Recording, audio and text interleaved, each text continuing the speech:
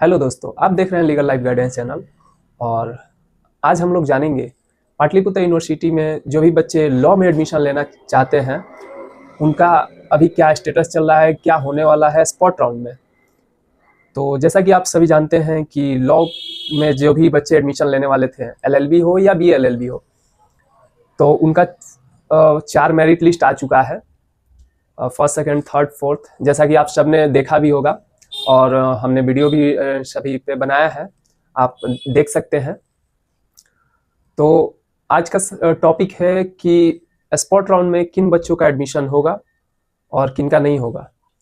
तो सबसे पहले हम जानते हैं कि पाटलिपुत्र में जो भी बच्चे एडमिशन कराएंगे, जो ऑनलाइन एप्लीकेशन फिल कर चुके हैं एडमिशन फॉर्म, जितने भी लॉ के स्टूडेंट हैं, तो उनका पहले हम लोग जानेंगे कि जो फॉर्म फिल किए हुए हैं और उनका एडमिशन मेरिट लिस्ट में नाम नहीं आया है, और दूसरी कैटेगरी वो जो अभी तक एडमिशन ही नहीं लिए हैं पीपीयू के वेबसाइट पे, ना ही ऑनलाइन और ना ही किसी कॉलेज में, तो वो अभी तक किसी भी पेपर वर्क, कोई भी ऑनलाइन या ऑफलाइन कोई भी पेपर वर्क नहीं किए हैं, तो उनका क्या होगा, उनका स्पॉट राउंड में एडमिशन कैसे होगा।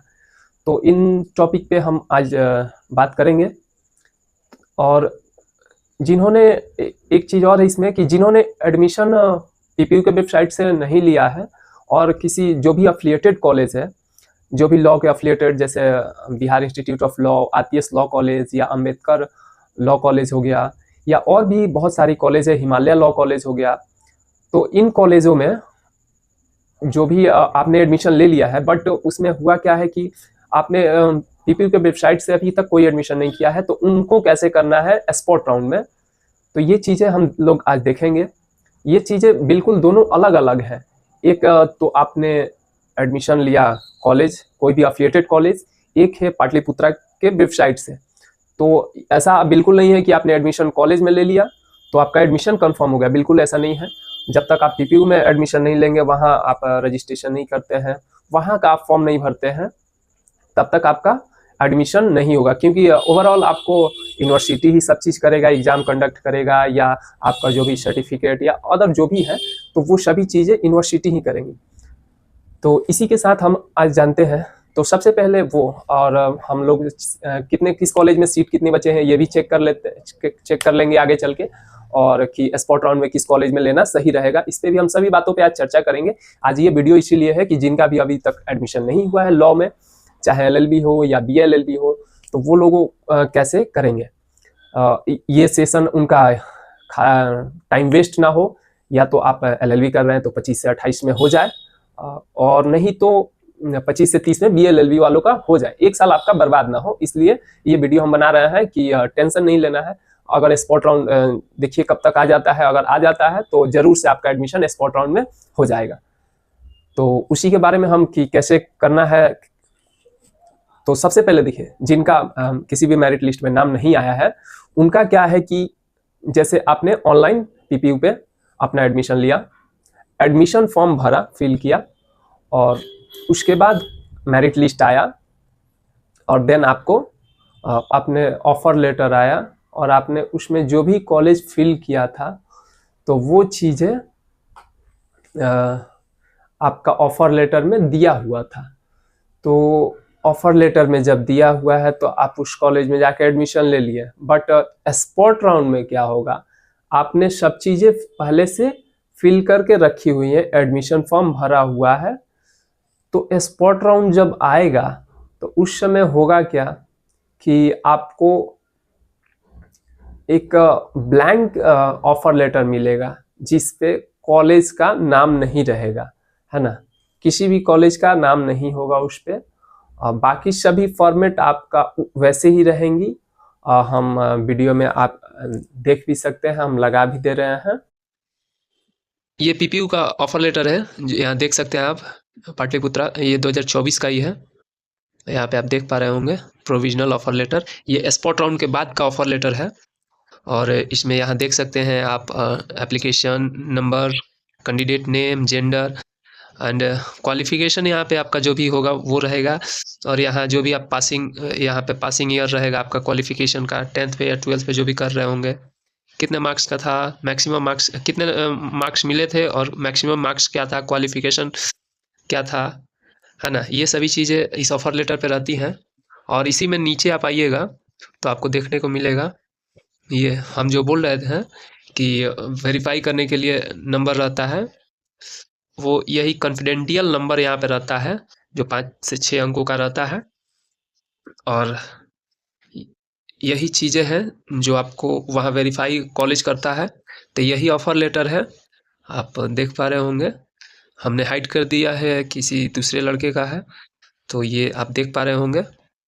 ये 2 पार्ट में रहता है, यहाँ से यहाँ पे आप यहाँ ये बीच में डॉट डॉट डॉट जो लाइन आपको दिख रहा होगा, यहाँ से सेम चीज़ें दोनों साइड आपको देखने को मिलेंगी। एक कॉलेज का के पास रह जाएगा, एक स्टूडेंट को मिल जाता है।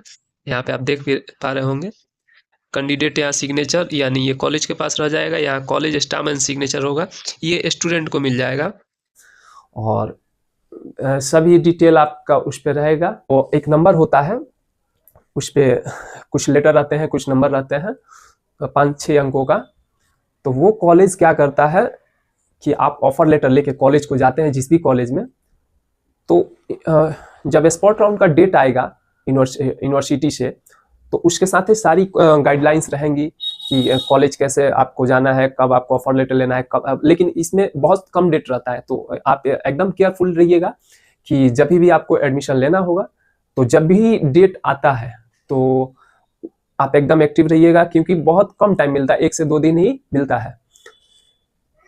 तो आप उसमें सभी गाइडलाइंस दिए रहते हैं कि कॉलेज ऐसे ऐसे वेरिफिकेशन करेगा बच्चों का, है ना। तो आपको उसमें क्या करना है, आप ऑफर लेटर, आपका पहले से सब चीज़ फिल है, फोटो, नाम, सिग्नेचर, हर चीज़ उसमें अपडेट है। आप सिर्फ आपको ऑफर लेटर डाउनलोड करना है, जब उसमें गाइडलाइंस आएंगी तब पीपीयू के वेबसाइट पे, कि हाँ उसमें सभी चीज़ दिया रहता है कि जिनका आप नोटिफिकेशन पढ़िएगा उस समय, तो आपको वहाँ देखने को भी मिल जाएगा।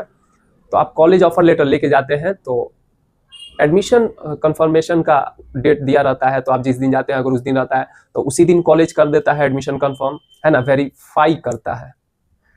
तो वही कोड जब डालेगा कॉलेज, आप जब जाते होंगे तो देखते होंगे कि एक स्टूडेंट लॉगिन है, एक कॉलेज लॉगिन है। तो कॉलेज लॉगिन करके अपना, जब आपके ऑफर लेटर का कोड अपने सिस्टम में डालता है, तो वहां से आपका एडमिशन कंफर्म हो जाता है। यूनिवर्सिटी के पास आपका मेल चला जाता है कि इस बच्चे का इस कॉलेज में एडमिशन कंफर्म हो गया। आपके पास मैसेज भी आ जाता है आपके मेल पे और आपके मोबाइल पे। तो उसके बाद आपका एडमिशन हो गया, उसके बाद आपको कोई चिंता करने की बात नहीं रहेगी, है ना। उसके बाद आप जाके देख पाएंगे, तो कुछ गलतियां हैं उसको नोट जरूर से करिएगा कि आपसे ये गलती ना हो। मैं अपने अनुभव के बेस पे ही आपको बता रहा हूँ कि ये गलतियां न करें।